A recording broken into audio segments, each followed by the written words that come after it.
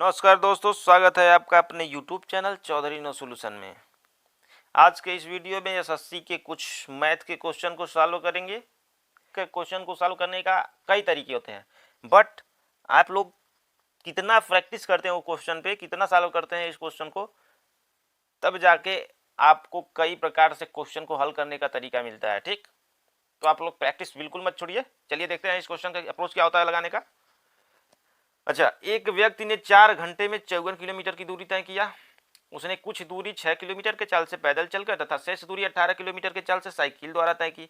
उसने पैदल चलकर तय की दूरी ज्ञात करिए कह रहा है। ठीक ना, तो देखिए दो चाल दिया हुआ है, 6 किलोमीटर के चाल से 18 किलोमीटर के चाल से। एक दिया है 54 किलोमीटर 4 घंटे में, यानी औसत चाल भी निकल जाएगा।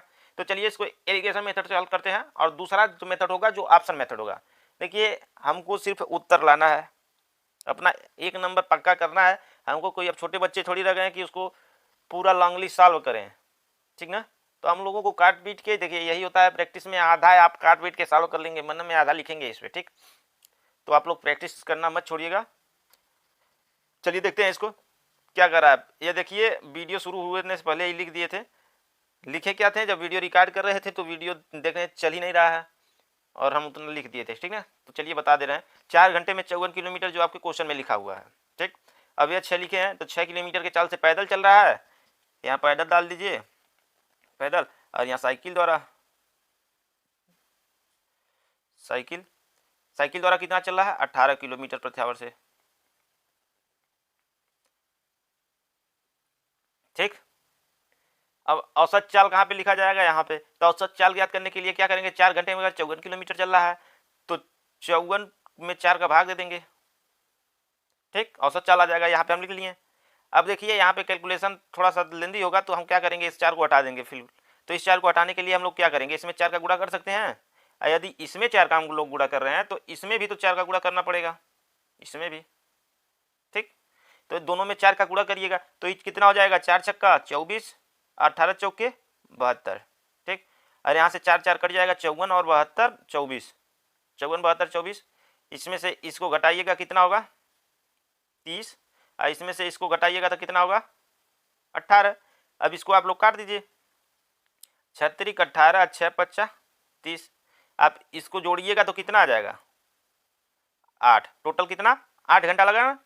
लेकिन क्वेश्चन में क्या दिया है कि 4 ही घंटा में चल रहा है, 4 ही घंटा में चल रहा है, यानी इसका आधा, इसका आधा, तो इन सभी का भी आधा तो चलेगा, यानी 3 का आधा 1.5, 5 का आधा 2.5, यानी ये क्या चल रहा था पैदल, तो यानी ये पैदल है, और ये क्या चल रहा है साइकिल द्वारा, तो यानी ये साइकिल के द्वारा है। मतलब इतने घंटे लगे हैं। अब इतने घंटे 6 किलोमीटर के हावर से चला है, तो इसमें 6 का गुणा कर दीजिए, 6 डेढ़े 9, यही आपका उत्तर हो जाएगा। अगर पैदल चला तो आप उत्तर दे दीजिए सेकंड नंबर।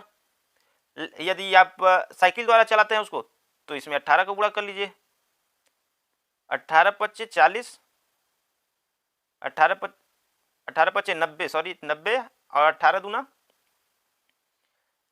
36, 36 और 9 9 6 15, यानी 45 किलोमीटर चला। ठीक, अगर 18 पूछे तो 45, अगर 6 पूछ रहा है तो 9। आई होप आप लोगों को समझ में आया होगा। और देखिए इसका सेकेंड मेथड क्या होता है, आप ऑप्शन से सॉल्व करने का। जब ऑप्शन दिया है तो हम लोग देखिए इस क्वेश्चन में पैदल चल रहा है ना, पैदल चल रहा है, यही वाला क्वेश्चन है जो मुर्गियों और बकरियों का होता है। सिरों की संख्या 10 और पैरों की संख्या 44, तो इस तरह से क्वेश्चन ये बनता है। तो इसको भी देखिए क्या कहा है, 6 किलोमीटर की चाल से पैदल चलता है, तो यहाँ पे 6 किलोमीटर का चाल भी पूछा है, यही पूछा है। तो हम अगर 6 किलोमीटर का 18 का ऑप्शन लेके चलेंगे तो 6 3 18, 3 घंटे तो खत्म हो जाएगा। फिर 18 किलोमीटर के घंटे से चलेगा तो क्या एक ही घंटा ना बचा, उसको 18 18 36 हो जाएगा, यानी 36 किलोमीटर 4 घंटे में चलेगा। तो हम लोग दूसरा ऑप्शन उठाते हैं 9 को। अब 6 किलोमीटर की चाल से अगर चलाते हैं 9 किलोमीटर तो कितना घंटा चला, 1.5 घंटा, बचा कितना 2.5 घंटा। अब 2.5 घंटा 18 किलोमीटर की चाल से चलाएंगे तो 18 दूना 36 और 9 45 किलोमीटर, और ये भी 9 जोड़ लेंगे 54, और 1.5 घंटा और 2.5 घंटा जोड़ेंगे तो कितना हो जाएगा 4 घंटा। यह भी सिद्ध आपका ऑप्शन नंबर सेकेंड। ठीक, तो इस तरह से बिना पेन चलाए भी आप लोग मैथ को सॉल्व कर सकते हैं, बट चाहिए एक प्रैक्टिस का।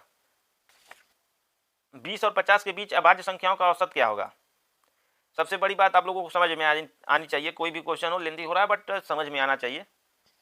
चलिए इसको देखते हैं, अब यह समय ज़्यादा नहीं लगेगा। पहले हम लोग देख लेते हैं, मान लीजिए इसको तो हम लोग तुरंत लगा देंगे, लेकिन अब देख लेते हैं इसका सारा सोल्यूशन। 0 और 10 के बीच में भाज्य संख्याओं की संख्या कितनी होती है? 4। ठीक, यह आप लोग याद रख लीजिएगा। 10 से 20 4, 20 से 30 2, 30 से 40 2, 40 से 50 3, 4 4 2 2 3, 50 से 60 2, 60 से 70 2, 4 4 2 2 3 2 2 3 2 1, 70 से 80 यहाँ हो गया, 80 से 90 यहाँ हो गया, 90 से 100 यहाँ हो गया। ठीक,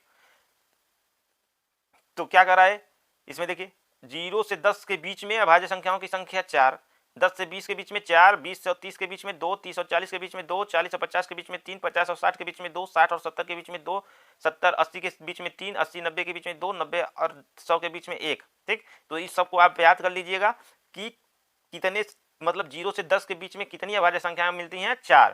ठीक, कैसे? और देखिए सबसे, यहाँ पे लिख देते हैं, सबसे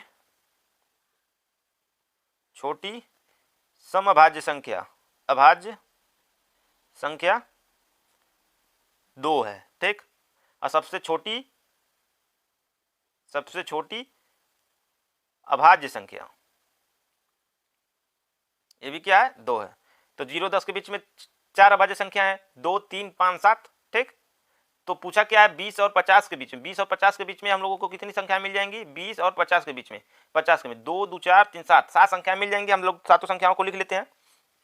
चलिए यहाँ पे लिख लेते हैं, 20 और 30 के बीच में 2 संख्या कौन कौन सी है? 23 प्लस 29। ठीक, और 30 और 40 के बीच में 31 प्लस 37। 40 50 के बीच में 3 है, 41 प्लस 43 प्लस 47। इन सभी को जोड़ लो, 7 3 10 1 11, 11 7 18, 18 1 19, 19 9 9 18 28, 3 31 का 1, 2 2 4 3 7 3 10 4 14 4 18 4 22, 22 3 25, 251। ठीक, अब 251 आ गया। संख्याओं की संख्या क्या है? औसत हमको निकालना है। संख्याओं की संख्या क्या है? 1 2 3 4 5 6 7, 7 का भाग दे दीजिए, 7 3 21 बच्चा 7, 41 हो गया, 7 5 35 बच्चा 6, 10.60 61 हुआ। तो उसके बाद 7 बटे 56।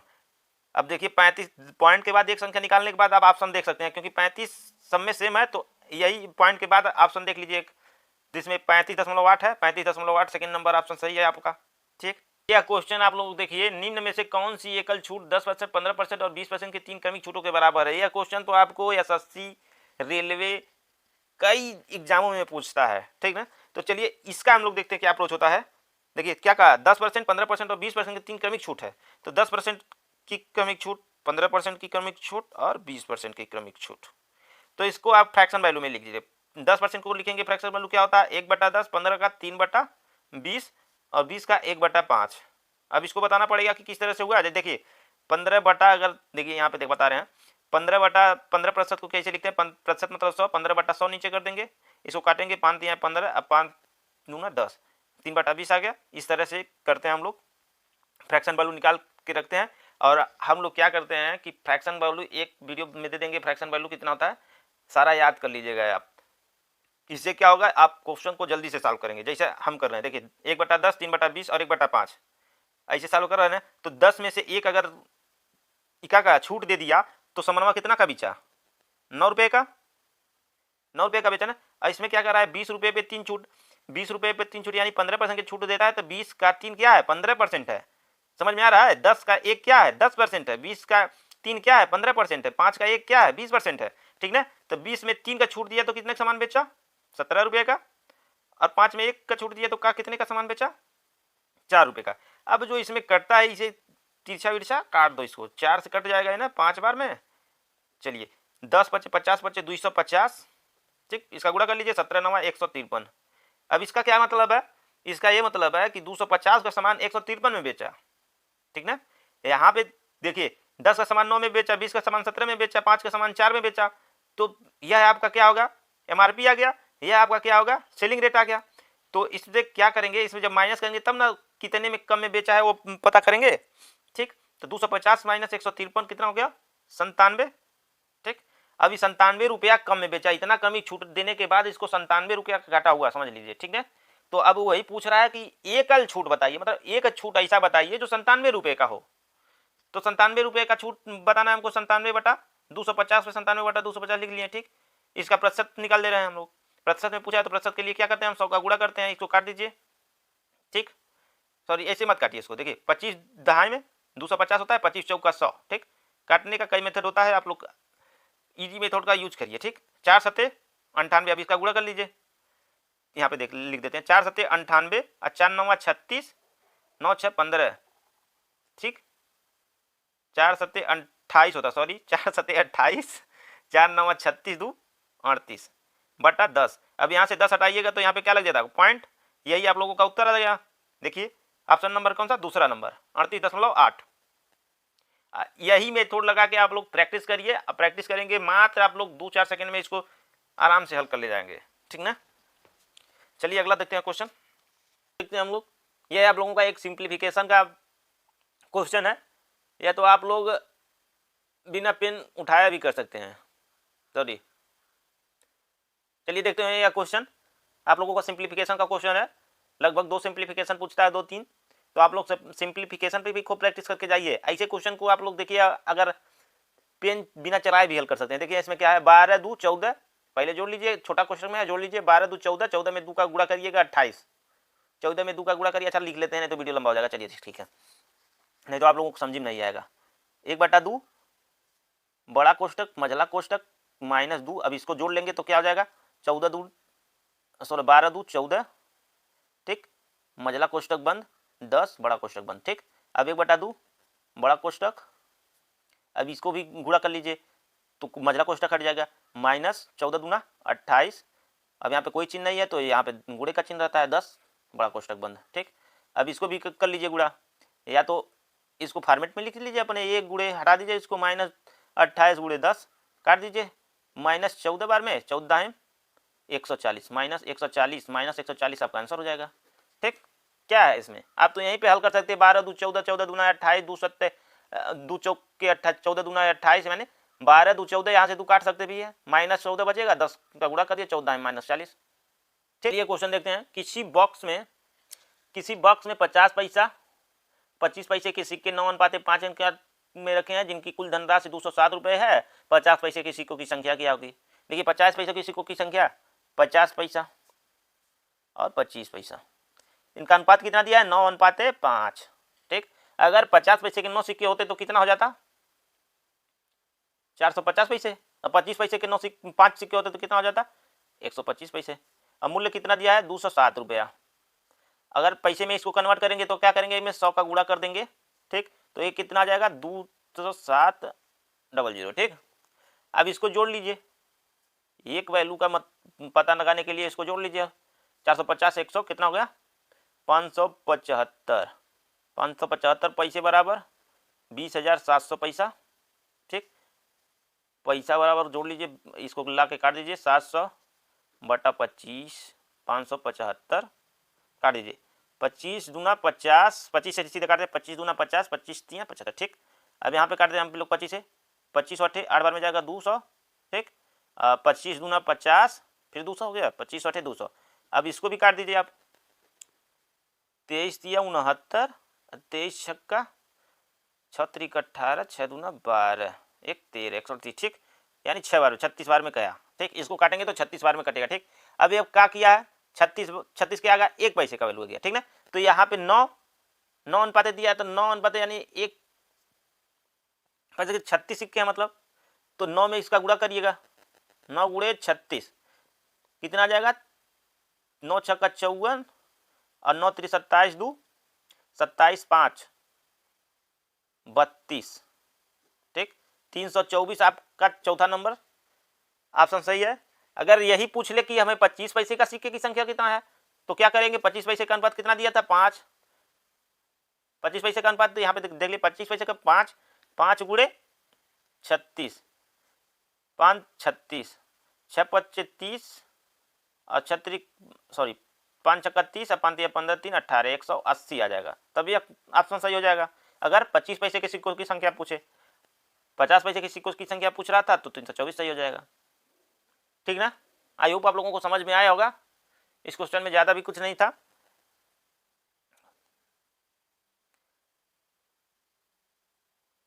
अगर दोस्तों आप लोगों को ये वीडियो अच्छा लगे तो लाइक करिएगा, सब्सक्राइब करिए और कमेंट करिए, और ज़्यादा से ज़्यादा अपने दोस्तों के साथ शेयर करिए। Thank you for watching. नमस्कार।